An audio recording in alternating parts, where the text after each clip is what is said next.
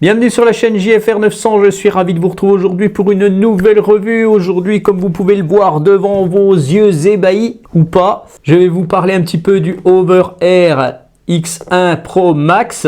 Vous avez probablement vu plein de vidéos déjà sur ce drone. Donc moi j'ai acheté la version simple qui était sur Indiegogo en précommande. Il était à environ 500 et quelques je crois. Donc pour un drone autonome sans radio, sans rien, puisque c'est la version basique, je le trouvais déjà un peu cher. Donc j'ai pas voulu investir dans les packs complets. Il y a plusieurs packs qui existent. Ils vont être disponibles sur le site officiel à partir du 18 octobre. D'ailleurs, si vous achetez la version simple sur le site officiel à partir du 18, vous allez avoir droit à une batterie gratuite. Donc pour ceux qui ne connaissent pas ce petit drone, c'est un drone autonome qui fait suite au premier Overair X1 et qui sont comparables au DJI Neo. Donc selon le pack que vous commandez, il existe en 4 versions ce drone. Donc dans la version simple, vous aurez le drone, vous aurez le petit sac, un câble USB, une documentation.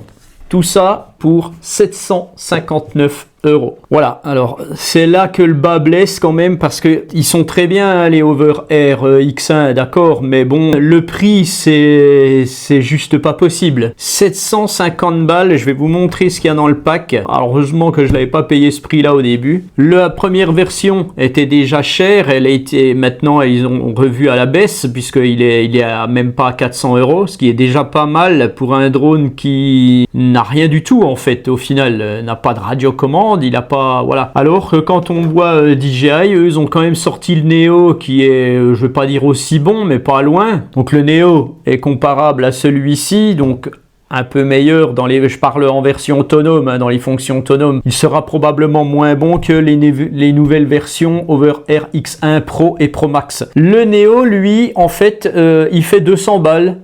Si vous l'achetez sans rien, il fait 200 €. Donc entre 700 et quelques, même si c'est très bon, et 200, voilà, faut se poser les bonnes questions sur ce qu'on veut faire avec. Parce que les drones autonomes, en fait, c'est pas des drones de loisirs. Je le répète encore une fois, ce sont des drones qui vont servir à s'initier, à s'amuser, à faire des choses. Il n'y a pas de souci, vous allez pouvoir faire plein de choses, faire des belles vidéos et tout, mais ça sera pas des vidéos que vous pourrez exploiter sur grand écran. Hein, il faudra exploiter ces vidéos sur les réseaux sociaux, sur des petits écrans, et là, là vous aurez, là ça sera bon. Donc on a beaucoup critiqué ce Neo sur sa qualité d'image, mais en fait c'est normal. À 200 €, vous pouvez pas avoir un drone avec une qualité d'image énorme. Et ce drone n'a pas été fait pour visionner sur des grands écrans. C'est vraiment pour faire du réseau social. Le pack combo vaut même pas 500 €. Donc il est encore moins cher en pack combo que la première version d'un Overair X1 Pro ou Pro Max. Et après, bien entendu, si vous voulez l'utiliser en FPV, puisque ça c'est l'avantage du Neo, vous en aurez pour entre 1000 et 1200 balles en tout, mais vous aurez toutes les fonctions possibles. Je pense que 00 Robotics devrait revoir ses prix à la baisse sur ce genre d'appareil. Si on en revient au prix, vous avez la version combo qui va vous apporter donc les mêmes choses que la version normale. Vous aurez en plus le combo case, donc c'est une petite boîte où vous mettez le drone, vous fermez, ça recharge le drone. Vous aurez un hub de charge, vous aurez 2 batteries. Donc voilà, et cette version-là est à 959 €. Puis après, vous avez 2 packs spéciaux, le pack cycliste et le pack ski. Et là, dans ces 2 packs, vous avez les accessoires complets avec ce qu'ils appellent la balise, plus les joysticks à assembler et tout. Donc bon, il y a plein de revues là-dessus. Mais bon, voilà, ces 2 packs, c'est entre 1200 et 1450 €. Donc franchement, c'est trop cher. Parce qu'il faut quand même savoir que 00 Robotics s'appuie sur l'intelligence artificielle. C'est la grosse mode actuellement.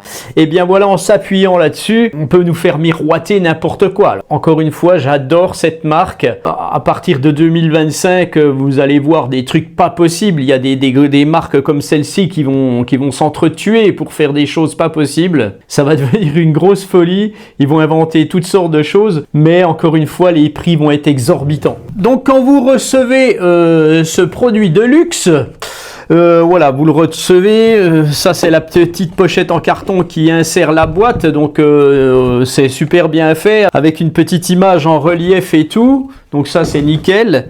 Vous avez la boîte. Elle est très très belle, la boîte, franchement. Et dedans, vous allez retrouver le drone directement. Voilà. Donc 00 Robotics pousse la chose très loin puisqu'ils vous mettent un petit patch aromatique. D'ailleurs, ça pue, moi j'aime pas. Mais bon, c'est pour enlever un petit peu l'odeur de plastique, probablement. Et vous soulevez tout ça. Alors, il n'y a rien dedans, hein, c'est du packaging. Hein. Vous allez retrouver une petite notice rapide explicative, donc en anglais. Et puis vous allez retrouver dedans les petites choses. Alors voilà, vous avez tout simplement dans cette version un petit câble USB-C. Vous allez retrouver la petite pochette. Alors c'est un petit sac. C'est un petit sac tout con. Je dirais pas que c'est inutile, mais voilà. Puis vous allez retrouver des papiers, hein, voilà, des notices, des choses comme ça. Donc voilà, c'est tout ce qu'il y a dans cette boîte en fait. Et donc notre Overair X1 Pro Max. Moi, je pense qu'il va falloir que les marques arrêtent de dire des tas de trucs comme ça. Bientôt, on aura un Pro Max Plus. Il va falloir que les marques arrêtent un petit peu et donner des noms simples, tout simplement, en donnant un nom, quoi, basta. Donc voilà notre Pro Max par rapport à son prédécesseur. Alors le Pro est à peu près similaire, hein. Les différences entre le Pro et le Pro Max, ça va être au niveau caméra. Le Pro sera un peu moins bon que le Pro Max, et encore. Mais bon, au niveau gabarit, ça va être les mêmes. Donc il est un petit peu plus gros que son prédécesseur. Donc son prédécesseur, on le tenait bien, on pouvait le ranger facilement. Bah, celui-là, ça va être un petit peu plus difficile. Donc ça, c'est la première différence. Pour le moment, cette nouveauté n'est faite qu'en noir. Il n'y a pas de blanc, alors que celui-ci, il y avait les deux couleurs. Donc on peut voir que la nouvelle version est quand même un poil plus gros que l'autre. Les grosses nouveautés, c'est au niveau de la caméra, puisque maintenant on a une caméra stabilisée sur deux axes, bien entendu, plus une stabilisation électronique. La version précédente n'était stabilisée que sur un axe, plus l'électronique. Au niveau motorisation, je pense qu'on est sur les mêmes moteurs, même si les hélices ont augmenté en volume sur la nouvelle version, mais je pense que c'est les mêmes moteurs. Au niveau des capteurs aussi, ça a changé un petit peu, donc les capteurs TOF n'ont plus l'air d'être les mêmes. Et puis on a quand même sur la version Pro Max un capteur de détection d'obstacles à l'arrière. Ça va être intéressant quand on fait du dolly track, donc quand le drone vous suivra par l'avant, en fait, qu'il reculera. Donc là, ça c'est pas mal. Voilà pour les grosses différences. Donc une différence aussi, bien entendu, maintenant on a un écran LCD où les petites infos vont s'afficher. Ça ne fonctionne plus comme avant. La matière a l'air plus souple que l'ancienne version. J'avais réussi à casser une hélice sur cette version, donc j'avais racheté un kit complet, donc on ne trouve pas les hélices toutes seules. Vous avez toute la petite cage qui vous est fournie avec. Donc j'espère qu'ils feront pareil pour les versions Pro et Pro Max. Sinon voilà pour les différences physiques, donc je ne l'ai encore pas mis en route. Je vais le mettre en route devant vous et on va voir un petit peu comment ça se passe. En ce qui concerne l'application, c'est toujours la même que la précédente version. Donc j'ouvre mon application et puis j'ai chargé mon drone. Ce que je vais faire tout de suite, je vais l'allumer. Quand vous le chargez, vous ne voyez jamais 100%. En fait, apparemment, je pense qu'il n'y a pas la place pour les 100%. On voit toujours 99%. Moi, c'est ce que j'ai remarqué. Current mode, hover. Alors, Please download HoverX1 app. Connect and activate the device on the app. Donc vous n'avez pas de français, hein, voilà. Donc le son est très fort par rapport à l'ancienne version, il est trop fort franchement. Donc là on me dit de se connecter à l'application et de faire reconnaître le drone par l'application. Donc c'est ce que je vais faire. Donc là on me dit d'activer le drone. Voilà, connect. Voilà. Activate. Activation succès. Donc je ne vais pas tout vous montrer l'apprentissage. Une fois que vous avez fait l'apprentissage, vous allez avoir probablement une mise à jour, puisque là ça vient de m'arriver. Donc on va faire update, voilà, connexion à l'appareil, et on a la mise à jour qui se fait. Donc ça, faut le faire absolument, de toute façon, vous n'avez pas le choix. Donc ayez toujours une source internet Wi-Fi très proche et de très bonne qualité. Alors pendant que le drone se met à jour, vous avez une mémoire interne dans ce drone, mais vous avez aussi la possibilité de mettre une carte micro SD, donc c'est plutôt pas mal. Donc voilà, là il se met à jour, et quand il se met à jour, il clignote bleu. Et on voit sur le petit écran LCD que c'est en train d'évoluer. Quand ça passera au vert, eh ben, ça sera fini, voilà, tout simplement. Donc ça risque d'être un peu long. Donc voilà, la mise à jour est faite, mon drone redémarre.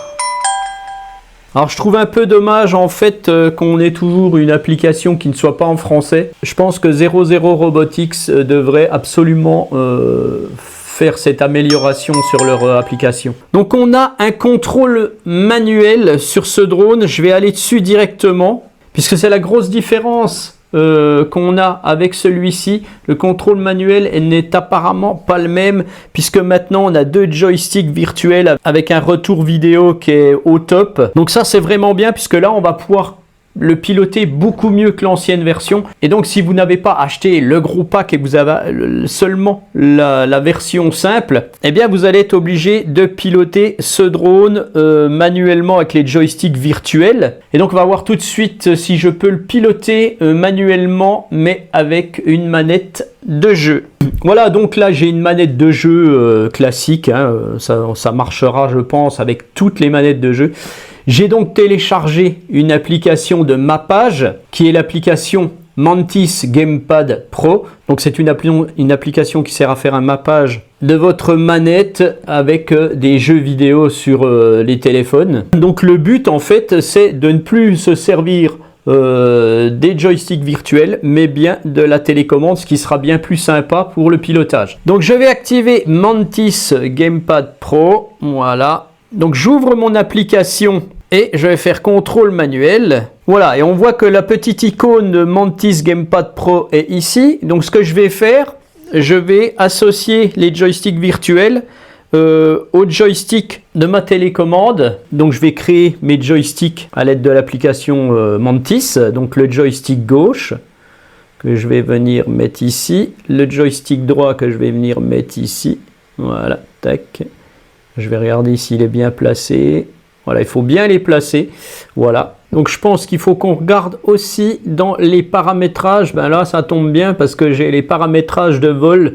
Donc soit on a le mode joystick, soit le mode directionnel, bouton directionnel. Donc il faut laisser en mode joystick. Puis la contrôle de direction, donc devant moi ou derrière moi. Donc si le drone est face à moi ou le contraire. Donc dans ce mode manuel, par rapport à la première version, c'est bien parce que vous avez plein de paramétrages. Donc on a un mode de vidéo normal, HDR, slow motion, le zoom par 1, par 2. Donc ça c'est pas mal. La résolution 4K, 8K, en 8K. Franchement, bah, je vais laisser 8K, je ne sais pas si ça va marcher, en 30 fps. On va l'encoder à 265, on va mettre la grille. Joystick setting, alors on va le mettre, donc je vais le mettre en retour à la maison si je perds le contrôle. Le RTH de 1 mètre, 20 mètres à 100 mètres, waouh. Moi je ne mettrai pas 100 mètres, je vais quand même, bon je vais mettre 26 mètres, c'est bon. On a le contrôle de la vitesse, ça c'est plutôt sympa, donc en mode horizontal ou en vertical, hein, ça c'est bien. En rotation aussi, ça c'est pas mal, je vais aller un peu plus vite en rotation, tiens, tac. Donc franchement il y a pas mal de paramétrages, il me reste 61% de batterie, donc je vous montre ça tout de suite dehors. Voilà, donc on va faire un petit essai avec notre manette. Alors on va faire décoller le drone. Manual control. C'est parti. Voilà. Alors on va regarder tout de suite dans nos paramètres. Donc là on va rester comme ça.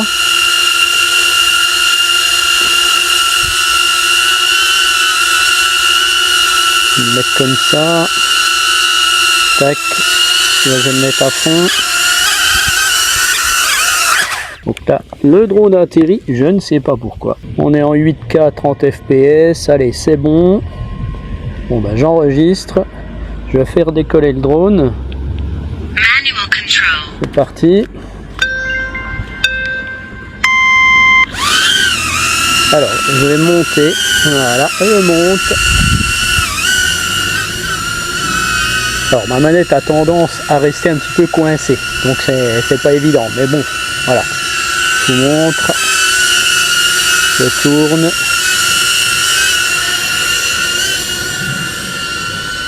Voilà. Ça fonctionne, il n'y a pas de problème.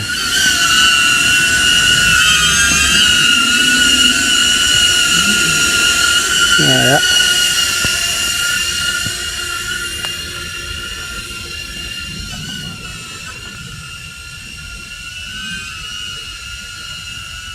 Tac. Bon, je vais pas vite exprès, hein.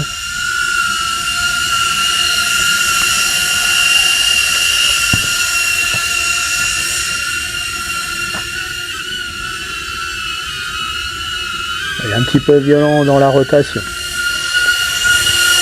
Mais on voit que j'arrive à le piloter très bien en fait.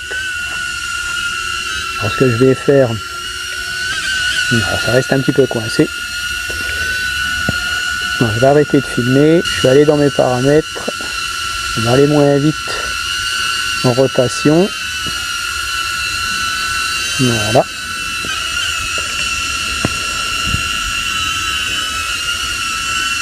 J'enregistre.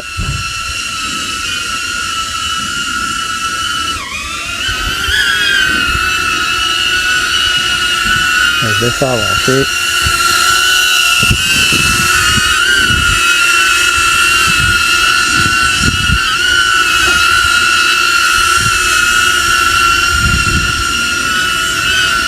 Bon, vraiment que j'essaye avec une autre manette, mais bon. Donc j'ai de meilleurs résultats avec l'application du Neo hein, que celui-ci.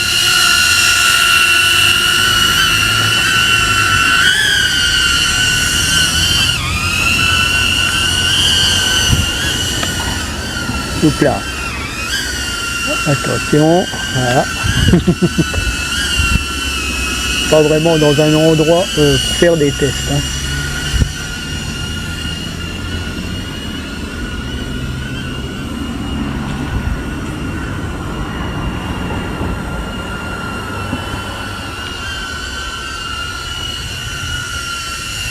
Voilà, ça va mieux là.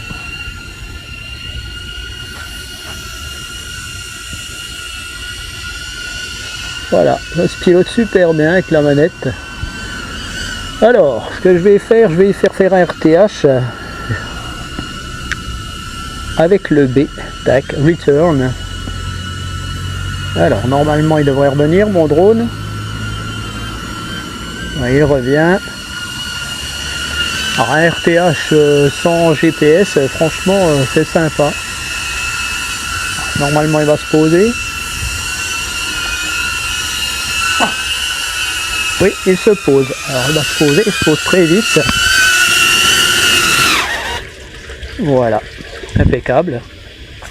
Donc comme on peut le voir, eh bien ça fonctionne parfaitement. Donc après, bien entendu, je peux prendre mon téléphone, arrêter ma manette, et puis prendre les autres fonctions. Là, je suis de nouveau en hover. Donc, je vais. Zoom out. On va mettre. Follow. Orbit. Allez, on va mettre le mode orbite. 1.5 meters. Orbit. 1,50 m. Il va tourner autour de moi. Voilà, il va s'éloigner à 1,50 m. Et puis il va tourner. Voilà, ça fonctionne, il n'y a pas de problème.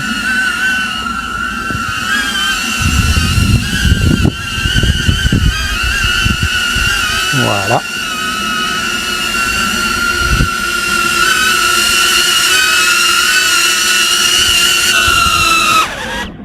Follow. Allez, un petit coup de follow. Middle. Follow. Middle.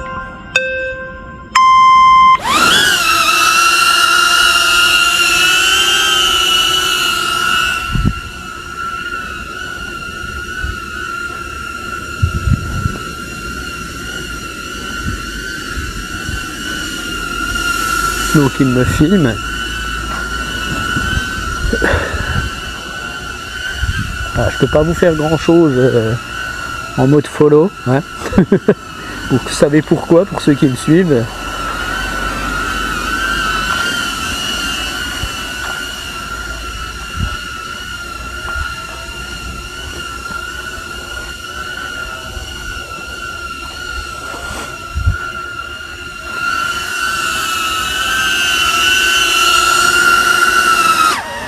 ça c'est vraiment le petit test. Orbit. Bird eye. Allez, bird eye. 5 meters. 5 Bird mètres. eye. Voilà, il va monter. Voilà. Il va monter à 5 mètres. C'est sa petite vidéo tranquille. Et il va redescendre.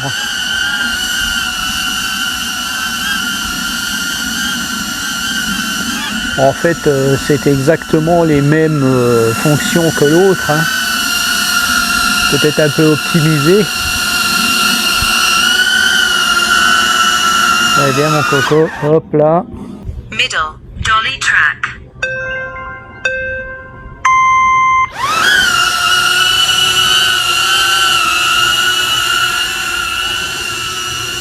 Voilà, le dolly track. Alors, est-ce que... Ah oui, là il a détecté l'arbre. Voilà, donc en fait... Ouais, ça marche pas mal. Hein. Donc moi si je repars, il va revenir, bien entendu.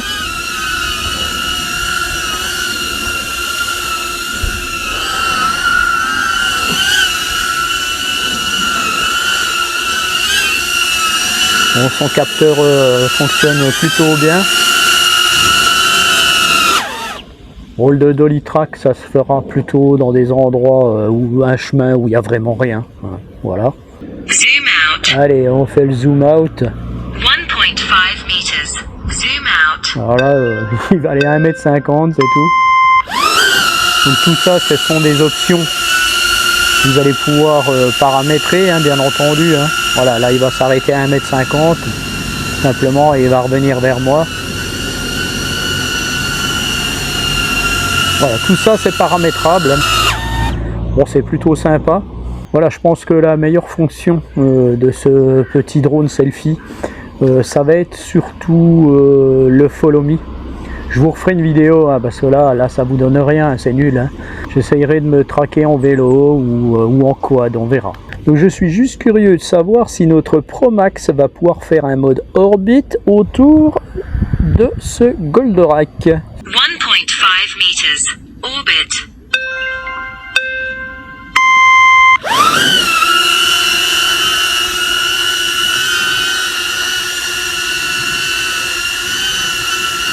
Eh ouais, ça marche, ça fonctionne, c'est cool. Alors je vais voir le orbit.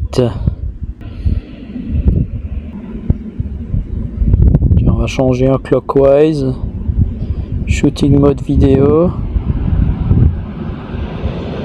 Je vais me mettre en HDR pour voir. Donc pour le moment on peut pas filmer à plus de 4K. Je vais laisser je vais mettre 4K 25 fps.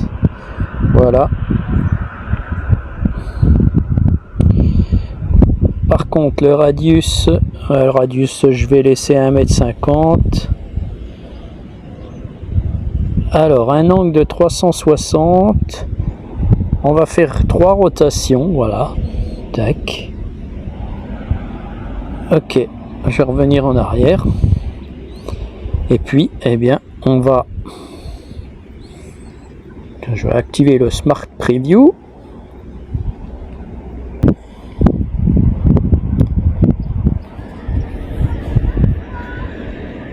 voilà, allez. On va voir ce que ça donne tout de suite. 1.5 meters. Orbit.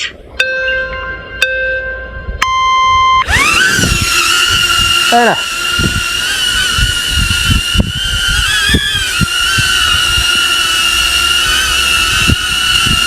Et là il y va notre drone. Ça peut être sympa. Voilà. Il tourne autour de notre Goldorak.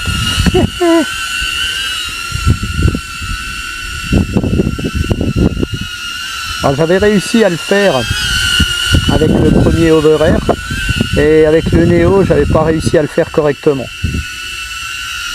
Voilà, ça fonctionne pas mal. Alors il va revenir à l'endroit où je l'avais fait décoller. Zoom out. Je lui fais un petit zoom out. 1.5 meters. Zoom out. Voilà.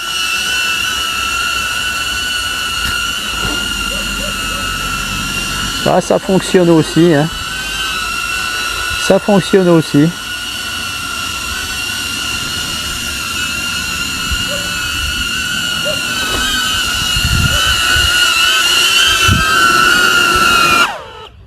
Donc voilà pour ce petit test, pas terrible, hein, puisque voilà, chez moi ça donne pas grand chose, il y a mieux à faire. Mais bon voilà, je ferai mieux, vous inquiétez pas, je ferai mieux dans quelques semaines je pense, pas avant, mais bon voilà.